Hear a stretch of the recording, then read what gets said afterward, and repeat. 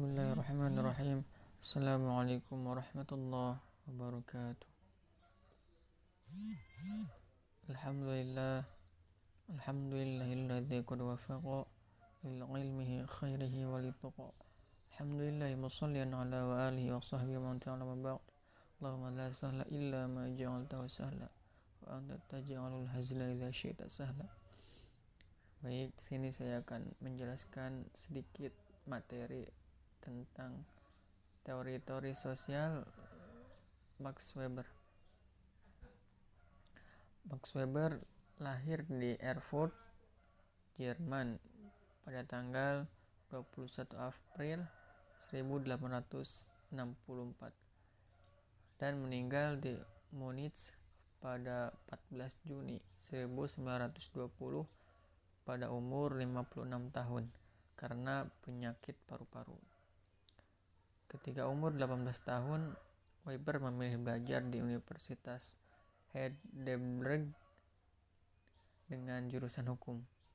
Dilanjutkan belajar kembali di Universitas Berlin dan meraih gelar doktor.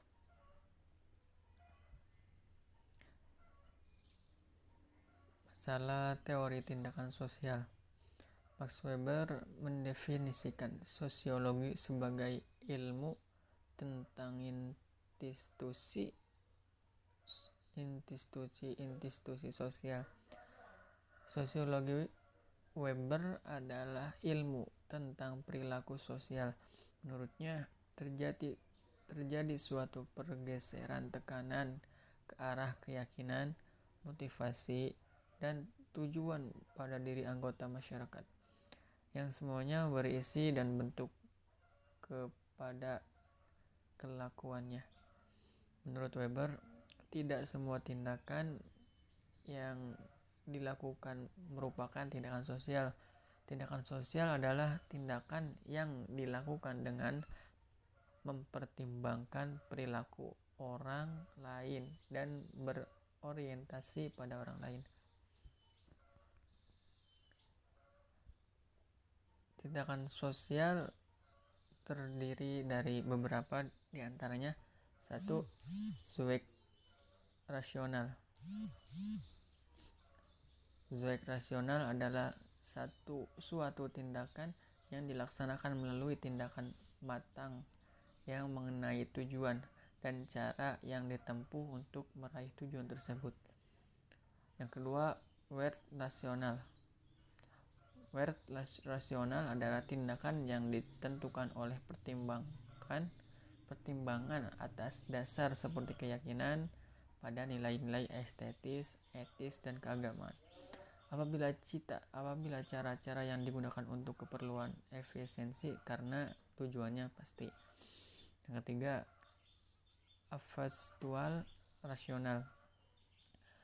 Affektual rasional ini adalah suatu tindakan yang didasari oleh perasaan yang dimilikinya dan biasanya timbul secara mendadak karena mengalami suatu kejadian yang dikuasai oleh perasaan atau emosional. Yang keempat, tradisional rasional. Tradisional rasional adalah tindakan sosial yang tidak memperhitungkan proses dan tujuan terlebih dahulu. Yang menjadi faktor pertimbangan adalah kondisi atau tradisi yang sudah baku, baik itu cara-caranya ataupun tujuannya hanya sekedar kebiasaan di masyarakat tersebut. Tipe-tipe ketidaksetaraan. Seperti Max Weber juga melihat hubungan-hubungan yang tidak setara dalam kehidupan sosial atau kelas. Tetapi Max Weber menolak konsep Marx yang mengatakan bahwa ketidaksetaraan kelas menjadi bagian terpenting. Bagi Max Weber, kelompok status yang mengandung prestis tertentu dan partai yang memiliki pengaruh politik dapat menjadi sumber keuntungan yang signifikan sebagai anggota kelas. Selanjutnya, tipe-tipe kekuasaan. Tipe kekuasaan tradisional adalah merujuk kepada suatu bentuk kekuasaan yang diperoleh secara turun-temurun atau kekuasaan yang diwarisi. Terus seterusnya tipe kekuasaan karismatik. Tipe ini merujuk pada seseorang yang memiliki karismatik khusus untuk menarik perhatian para pengikut. Yang ketiga, tipe kekuasaan hukum rasional. Tipe kekuasaan hukum rasional ini didasarkan pada suatu peraturan yang bersistem.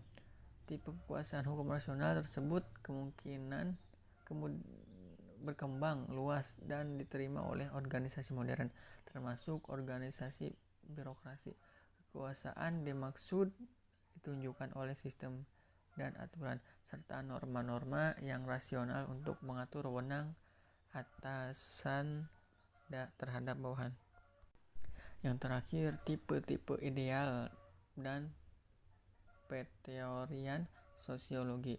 Menurut Weber, kebenaran yang sesungguhnya adalah tidak ada manusia yang dapat menanggapi seluruh realitas yang ia hadapi. Weber menyebutnya sebagai ketidakterbatasan tanpa makna dan proses dunia. Mungkin materi tentang